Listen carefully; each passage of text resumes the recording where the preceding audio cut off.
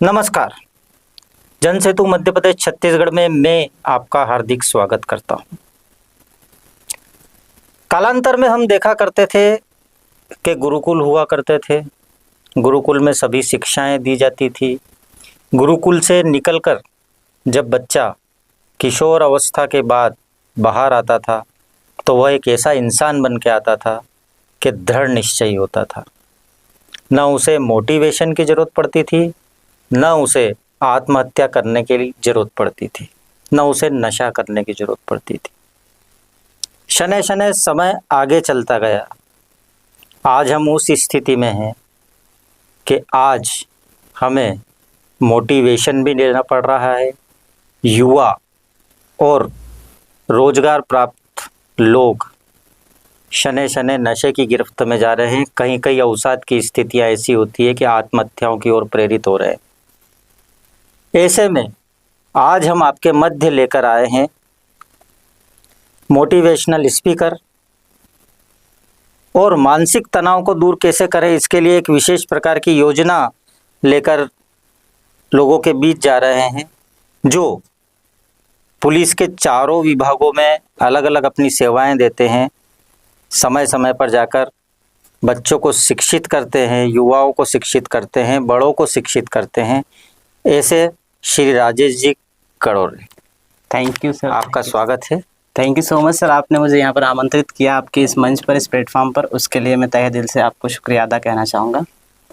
तो राजेश जी, सबसे पहला प्रश्न मेरा आपसे यह रहेगा कि जैसा मैंने प्रारंभिक भूमिका में बताया कि कालांतर में कोई आवश्यकता नहीं थी, अभी ऐसा क्या हुआ कि सभी को मोटिवेशन की जरूरत पड़ी?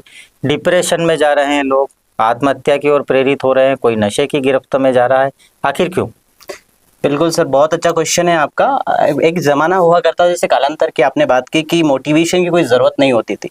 बिल्कुल उस चीज़ को मैं मानता हूँ, क्योंकि मेरी ज़्यादा उम्र तो नहीं है, 25 साल का हूँ, लेकिन मैंने जो अभी तक अनुभव किया है, आज से अगर 10 या 12 साल के पहले की भी अगर मैं बात करूँ तो मोटिवेशन की बिल्कुल ज़रूरत नहीं होती थी। पहले अपने दादाजी ही बहुत बड़े मोटिवेशनल स्पीकर हुआ करते थे। पहले एक ऐसा टाइम था कि दादाजी बोलते थे, एक बड़ा सा पेड़ होता था और बच्चे को बोलते बेटा चढ़, तो बच्चा चढ़ जाता था, क्योंकि दादाजी ने बोला है तो वो एक मोटिवेशन है ना। और अभी क्या हो गया है, बच्चे का अपब्रिंगिंग ऐसा हो गया, अगर बच्चा टेबल पे भी चढ़ जाए तो माँ बाप बोलते हैं अरे गिर जाएगा, उतर जा उतर जा। तो बच्चे के मन में जो डर है, फियर है, वो पेरेंट्स ने पहले से ही उसके अंदर फीड कर दिया। इस कारण से बच्चा डरा हुआ है कि यहाँ मत जा, वहां मत जा, ऐसा मत कर, वैसा मत कर। तो वो जो डर है बच्चे के माइंड में पहले से बैठ गया है। बात रही कि मोटिवेशन की अब जरूरत क्यों है, क्योंकि आज का जो लाइफ स्टाइल है, आज का जो माहौल है, वो माहौल ने उस व्यक्ति को, उस बच्चे को मानसिक रूप से कमजोर कर दिया है। जब व्यक्ति मानसिक रूप से कमजोर हो जाता है तब उसे बाहर का पावर लेने की जरूरत होती है। मोटिवेशन क्या है? मोटिवेशन एक पावर है, एक शक्ति है कि आप ये काम करो। मोटिवेशन कोई एक अलग से कोई चीज नहीं। मोटिवेशन एक ऐसी चीज है जो एक शक्ति के रूप में काम करती है कि भाई आप ये काम करो, है ना। आप कमजोर हो गए, आप थक गए, मैंने बोला कि चलो उठो और करो इस काम को, तो हमने ये काम कर दिया। जैसे मैंने बताया कि दादाजी ने बोला चढ़ो, मैं बैठा हूं, तो वो बच्चा चढ़ गया। और पेरेंट्स ने बोला कि अरे नहीं ऊपर नहीं चढ़ना, नीचे गिर जाओगे, नीचे उतरो, तो वहां पर उनका मोटिवेशन डाउन कर दिया। तो कहने का मतलब यही है कि आज का माहौल ऐसा हो गया है और आज का जो अपब्रिंगिंग ऐसा हो गया कि बच्चे के माइंड में, बच्चे के दिमाग में पहले से ही उसको डर भर दिया जाता है कि तुम यहाँ मत जाओ, ये मत करो, वो मत करो। तो इस केस में मोटिवेशन की ज़रूरत होती है। इस कारण से हम मोटिवेशन के पीछे पड़े रहते हैं कि हमें कोई मोटिवेट करे। बाकी मोटिवेशन को लेके बहुत सारे मिथ है, और मैं कहना चाहूँगा कि मैं मोटिवेट कर दूंगा तो किसी की ज़िंदगी नहीं बदल सकती, क्योंकि व्यक्ति खुद से मोटिवेट होता है। जब तक व्यक्ति खुद से मोटिवेट नहीं होगा, दुनिया का कोई आदमी उसको मोटिवेट नहीं कर सकता। हाँ, बाहर से एक पावर दे सकते हैं, हम बाहर से एक शक्ति दे सकते हैं कि चलो उठो, ये करो, तो हम ये कर सकते हैं। बाकी मोटिवेट उसे खुद को ही होना पड़ता है, और आज के माहौल के कारण उसको मोटिवेशन की जरूरत पड़ती है। That's it. इसके अलावा और कोई दूसरा सोर्सेस नहीं है। मोटिवेशनल जो आप देते हैं जी, उसके अंदर आप विशेष जो कार्य कर रहे हैं कि डिप्रेशन में गए हुए लोगों को बाहर निकालना। जी, कैसे करते हैं आप वो काम? बिल्कुल। उसके लिए सर पहली चीज़ तो ये है कि अगर कोई व्यक्ति मेरे पास आता है या हमें कहीं उनके पास जाना होता है कि यार हम इस तरह की स्थिति हमारे पास बन रही है कि हम बहुत ज़्यादा परेशान हैं, दुखी हैं, करियर में हम फेल हो रहे हैं, तो इस केस में आप हमें क्या करेंगे? तो पहले तो एक सिंपली मैं उनकी काउंसलिंग करता हूँ। पहले उनसे उनकी सारी दुख पीड़ा जो भी परेशानी है उनको मैं जानता हूँ कि आपकी क्या समस्याएं हैं। पहले उनसे ही सारी चीज़ें मैं उगलवाता हूँ, क्योंकि क्या होता है ये समय ऐसा आ गया है कि आदमी बोलने पर विश्वास रखता है, सुनता नहीं है। सब अपनी घट्टी पीसने में लगे हुए हैं, सब बोलने में ज़्यादा बिलीव करते हैं, सुनने में पसंद बिलीव नहीं करते हैं। तो मैं पहले उनको सुनता हूँ, और एक अच्छा मोटिवेशन स्पीकर, एक अच्छा काउंसलर पहले सामने वाले को सुनता है, क्योंकि जब तक मैं उसको नहीं सुनूंगा मैं उसको क्या बताऊंगा, मैं उसको क्या सजेस्ट करूंगा। तो पहले मैं उसको अच्छे से सुनता हूँ, उसकी परेशानियों को समझता हूँ। उसके बाद में मैं कोई I am not a professional doctor कि मैं गोली दवा निकालूंगा झोले में बस्ते में से और दे दूंगा, नो। मैं सिर्फ उसको गाइड करूंगा कि चलो ये हो गया तो कोई बात नहीं, दूसरा ऑप्शन चूज कर लो, या आप इस तरीके से कर लो। मैं उनको मार्गदर्शित करूंगा या मैं उनको गाइड करूंगा कि आप इस तरीके से सारी चीजें कर लो। जैसे एक कुछ समय पहले मेरे पास एक केस आया था, वो भी डिप्रेशन में था बच्चा। रात को 11:30-12 बजे के समथिंग मेरे पास वो फ़ोन आया, और फ़ोन वही किसी से लड़की से प्रेम करता था वो लड़का। लड़की ने उसको छोड़ दिया, उसकी कहीं शादी कहीं और कर दी, करने के लिए घर वाले प्रेशर करने लग गए थे। तो बच्चे ने फ़ोन किया कि सर मैं सुसाइड कर लूँगा। उसने शायद गूगल पे मेरा मतलब सर्च किया कि मोटिवेशन से कैसे बाहर आए, तो कहीं ना कहीं मेरा नाम उसमें आया कि इनसे सलाह ले सकते हो लाइक। तो फिर वो मेरे पास फ़ोन आया, इंस्टेंटली मेरे पास फ़ोन आया, तो अपनी समस्याएं बताने लगा। सर ऐसा ऐसा है, मैं क्या करूँ, इस केस में मुझे क्या करना चाहिए, मेरे पास तो एक ही ऑप्शन है, मरना। तो मैंने उसको बोला कि एक बात हमेशा याद रखना कि ज़िंदगी में ज़िंदगी से इम्पॉर्टेंट कुछ नहीं है। ज़िंदगी में ज़िंदगी से इम्पॉर्टेंट कुछ नहीं है, तेरी ज़िंदगी बहुत इंपॉर्टेंट है। एक व्यक्ति चले जाने से कभी आपकी जीवन ख़त्म नहीं होता है भाई। ऐसे में तो जैसे हमारे पेरेंट्स हैं, आज निकल हमारे पेरेंट्स भी हमें छोड़कर जाएंगे ना, तो क्या हम पेरेंट्स जाएंगे, हमारे पेरेंट्स जिन्होंने हमें पैदा किया, तो क्या हम भी उनके लिए मर जाते हैं क्या? तुरंत हम भी ऐसा डिसीजन ले लेते हैं क्या? नहीं। तो इसी तरह एक बाहरी व्यक्ति के लिए हमें हमारा जीवन नहीं खत्म करना चाहिए। उसको मैंने प्रॉपर गाइड किया, प्रॉपर काउंसलिंग की सिर्फ कॉल पे, और व्यक्ति ने समझा और सारी चीज़ें, और आज भी वो मुझसे कभी कभी कॉल पे बात करता है और वो पूरी तरह से अच्छा हो गया है।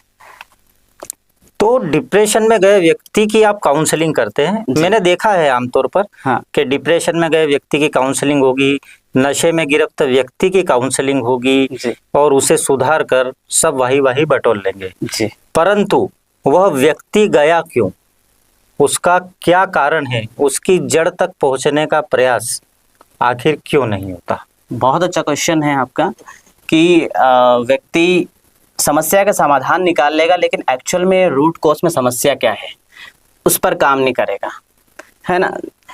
हम पत्तियों को या तनों को काटते रहते हैं, लेकिन हम जड़ों तक पहुंच नहीं पाते हैं। भाई समस्या कहाँ है वो आइडेंटिफाई करना जरूरी है। अगर समस्या को आइडेंटिफाई कर दिया तो उसको जड़ से खत्म करना चाहिए, ये आप कहना चाह रहे हैं। आपने एक शब्द बोला कि सब लोग प्रयास करते हैं, मोटिवेट करते हैं, रिहेब सेंटर खोल लेते हैं और वाही वाही बटोर लेते हैं। बहुत अच्छी बात है, सही बात है ये भी, लेकिन एक्चुअली जड़ पे काम करना बहुत ज़्यादा ज़रूरी है। पहले एक चीज़ हम समझेंगे कि व्यक्ति नशा क्यों करता है, डिप्रेशन में क्यों जाता, क्या कारण है। पहला कारण तो मैं कहना चाहूँगा कि पहला कारण तो उसका घर है मतलब व्यक्ति अपने घर से परेशान होकर कुछ न कुछ रास्ते अपनाता ही अपनाता है। मैं नहीं कहूँगा कि पूरी तरह से उसका इन्वॉल्वमेंट घर से ही है, लेकिन घर वालों का या फैमिली का भी थोड़ा सा इम्पैक्ट होता है। अगर बच्चों की अपब्रिंगिंग अच्छी की जाए, अच्छे संस्कार दिए जाए, तो वो नशे की चपेट में ना आएंगे और ना ऐसे डिप्रेशन या परेशानी या दुखी वाली चीज़ें वो उनकी लाइफ में वो लेकर आएंगे, है ना। तो पहली चीज़ तो अगर व्यक्ति नशे में गया तो पहले तो उनके पेरेंट्स की काउंसलिंग अच्छी होना चाहिए। जैसे थोड़ी सी आगे की बात करते हैं, बच्चा मेरे पास आया या मैं रिहेब सेंटर गया, मैं बहुत सारे रिहेब सेंटर्स भी जाता हूँ, जो नशा करते हैं उन लोगों से भी मिलता हूँ, उनकी काउंसलिंग भी करता हूँ, उनको मोटिवेशन सेशन भी देता हूँ। तो वो मुझसे पूछते हैं कि सर आप हमारी काउंसलिंग करते हैं, गुड एंड वेल, बट आप हमारे पेरेंट्स की काउंसलिंग कीजिए। और बिल्कुल सही बात है, क्योंकि बच्चा वहाँ से घर जाएगा या वो व्यक्ति रिहेब सेंटर से घर जाएगा, अच्छा हो जाएगा, घर जाके वही खिचखिच शुरू हो जाएगी। पेरेंट्स बोलेंगे तेरी वजह से ये हो गया, हम बदनाम हो गए, हमारे पैसे खर्च हो गए, तूने ये कर दिया, तूने ज़िंदगी में वो नहीं किया। बच्चा वापस से क्या हो गया, परेशान हो गया, वापस से वो पुरानी वाली दुनिया में आ गया, वापस से उसको फिर नशा खींचना शुरू कर देगा, वापस से उसी रास्ते पर वो चले जाएगा। तो मेरा कहने का मतलब ये है कि पहले काउंसलिंग पेरेंट्स की भी होना चाहिए। पेरेंट्स को भी, वो गलतियां सबसे होती है, गलतियां सबसे होती है, पेरेंट्स को सपोर्ट करना चाहिए, पेरेंट्स को गाइड करना चाहिए कि इट्स ओके बेटा, अगर अभी हो गया तुम्हारे साथ या ऐसा हुआ अभी तो कोई बात नहीं, आगे इसको हम सुधार करेंगे, हम इस पर काम करेंगे और हम तुम्हारे साथ हैं, और तुमने जो भी किया वो ठीक है, जो भी हुआ वो अच्छा हुआ, कोई बात नहीं, अब तो नहीं करना है, हम अब तुम्हारे साथ हैं। तो पेरेंट्स को भी वहां पर सपोर्ट करना चाहिए। दूसरी बात, जो गुरु हैं, जो टीचर्स है या जो मोटिवेशन स्पीकर है जैसे मैं हूँ, मुझे भी उनको पूरी तरह से सुनना चाहिए, सपोर्ट करना चाहिए और उनकी पेरेंट्स की भी काउंसलिंग करना चाहिए। जैसे क्या होता है कि स्कूल में पीटीएम होता है, पेरेंट टीचर मीटिंग, तो वो क्या करते हैं आजकल जो होता है वो पेरेंट टीचर मीटिंग में क्या होता है, टीचर और पेरेंट की मीटिंग हो जाती है। तो पेरेंट्स जब आता है तो रिपोर्ट कार्ड देख लेता है, हाँ हाँ 90% मेरे बच्चे के आए, 80% अच्छे हैं, दैट्स गुड। बाकी पेरेंट्स कभी ये भी नहीं बोलता है कि मेरे बच्चे की ये कमजोरियां हैं और इस कमजोरियों को कैसे सुधारेंगे, और ना ही टीचर बोलता है कि आपके बच्चे की ये कमजोरियां और इसको सुधारेंगे। बस पेरेंट्स और बच्चे डिस्कशन ये करेंगे तो मैथ्स में वीक है, गणित में वीक है, हिंदी में वीक है, इस पर काम करो मैडम आप। तो पेरेंट्स ये नहीं बोलते कि मेरा बच्चा कभी कभी अग्रेसिव हो जाता है, मेरे बच्चे के कॉन्फिडेंस बढ़ाओ। मतलब कहना चाहूंगा कि जीवन की पढ़ाई, जीवन कौशल होना बहुत ज़्यादा जरूरी है। जैसे अपन बात कर रहे हैं कि नशे में नहीं जाना है, डिप्रेशन में नहीं जाना है, हमारा मुद्दा यही है। तो स्कूल को, टीचर्स को, पेरेंट्स को भी इन मुद्दों पर ध्यान देना चाहिए। जैसे हमारी इंडिया में सेक्स एजुकेशन के लिए अवेयर होना चाहिए, हर एक चीज़ के लिए हम अवेयरनेस की बात करते हैं, तो कहीं ना कहीं हमारी लाइफ के प्रति, डिप्रेशन के प्रति, नशे के प्रति भी अवेयरनेस होना चाहिए। और उसके लिए कॉन्शियस न सिर्फ हमारे पेरेंट्स हो, टीचर्स, ट्रेनर, मोटिवेटर और फैमिली और समाज को भी अवेयर होना बहुत ज़्यादा जरूरी है। आपने अपने जवाब में एक महत्वपूर्ण मुद्दा उठा लिया जी, कि जिस प्रकार से सेक्स एजुकेशन को लागू करने के लिए सरकारें जुटी हुई है, जी, वैसे ही मोटिवेशनल और डिप्रेशन में नहीं जाए, इसके लिए भी स्कूलों में, विद्यालयों में, विश्वविद्यालयों में एक सप्ताह में एक लेक्चर तो अवश्य होना चाहिए।